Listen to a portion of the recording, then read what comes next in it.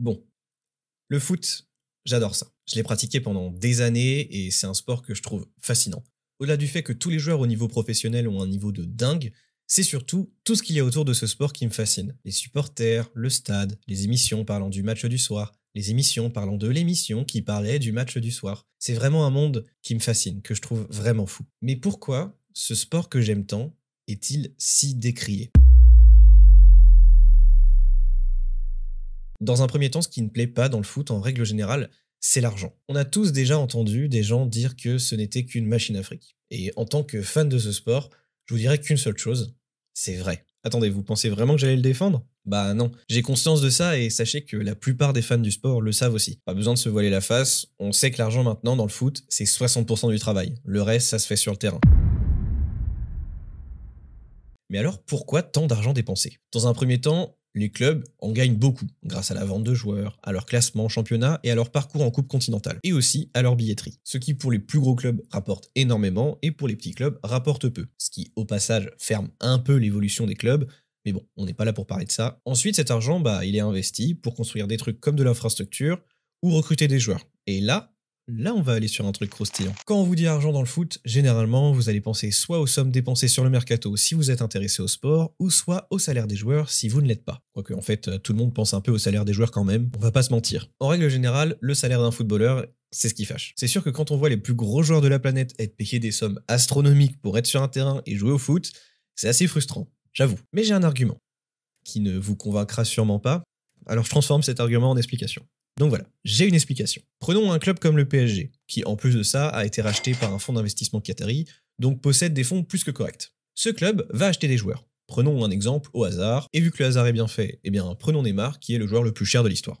222 millions d'euros. C'est le prix qui a été déboursé pour Neymar, pour le faire venir du Barça en 2017. D'ailleurs, en passant, je vous mets ici tout ce que vous pouvez acheter avec 222 millions d'euros. Allez, faites-vous plaisir. Maintenant que vous avez vu ce que ça représentait, permettez-moi de vous dire que cet investissement a été rentable en moins de 6 mois. Car les ventes de maillots, les interviews, les sponsors, etc., ça fait rentrer de l'argent au club. Et ça a permis au PSG de se rembourser. Pour un nom aussi grand que le sien à l'époque, les dirigeants ont misé gros. Tout comme son salaire qui était aussi énorme, mais si son salaire est si gros, c'est qu'ils peuvent se le permettre. En plus de ça, si les joueurs ont un gros salaire, c'est pour éviter les envies d'ailleurs.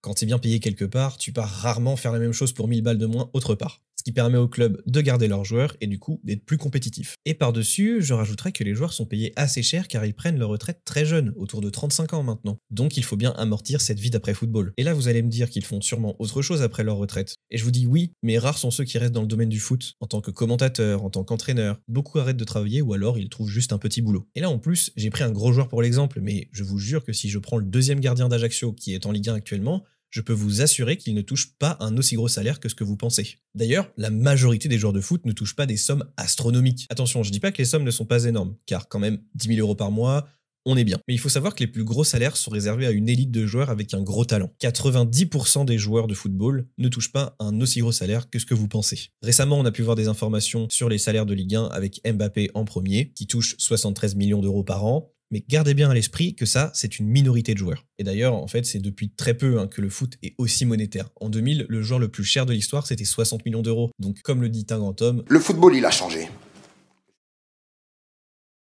Quand j'étais petit, j'ai joué. Beaucoup joué. J'étais ni bon, ni mauvais, mais comme la totalité de mes coéquipiers, j'aspirais à une carrière professionnelle digne de ce nom.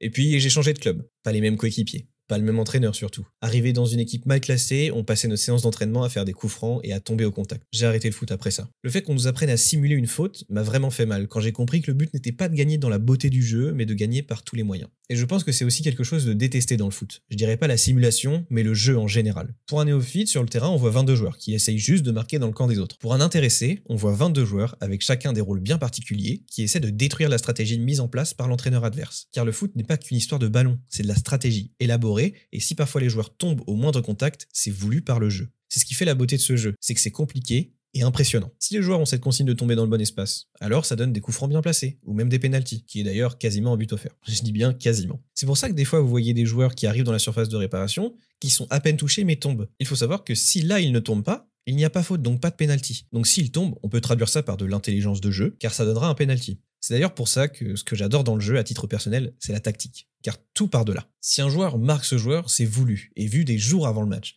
Si un joueur remplace celui-là, c'est parce que l'entraîneur estime qu'il faut garder le score déjà en place, donc il en fait rentrer un défenseur à la place d'un attaquant. Si le jeu est lent, c'est parce que l'entraîneur a décidé de prendre le temps avant de voir une possible ouverture dans la défense adverse. Dans le foot, la tactique, ça fait tout. C'est pour ça que devenir un bon entraîneur, c'est très dur.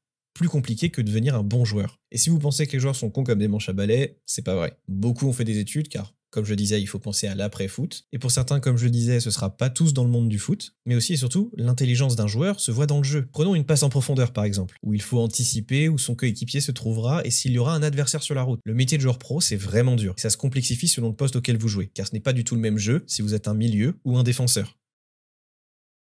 Bon, on va pas se mentir, je sais bien que j'aurais pas convaincu la plupart des gens qui détestent ce sport. Et ça peut être pour plusieurs raisons, des fois une haine viscérale envers le foot, ou simplement pas leur truc. Et si mes arguments n'étaient pas bons, je vous attends dans l'espace commentaire de la vidéo. Pour moi, le foot, c'est le plus beau sport du monde. Parfois, tu regardes des génies de ce sport et tu te demandes comment ils font tout ça avec leurs pieds. En plus de ça, c'est sûrement le sport le plus simple à pratiquer avec des potes. Tu prends un ballon, tu fais des buts entre un arbre et un pull, et hop, voilà, le match il peut commencer. C'est aussi et sûrement le sport qui rassemble le plus de gens. C'est vrai que quand on voit la ferveur des supporters devant les compétitions internationales, comme la Coupe du Monde par exemple, on peut se demander si un sport est aussi populaire et provoque autant d'émotions. Car le foot, c'est ça aussi, c'est des émotions. Un poteau pour ton équipe en finale, que tu perds en prolongation, suivi d'une finale réussie puis d'une désillusion. Et honnêtement, je crois que je n'ai jamais autant crié qu'en voyant ce but. Tête de Kylian Mbappé. Allez, Kylian. Merci à tous, je vous laisse là-dessus. Ciao.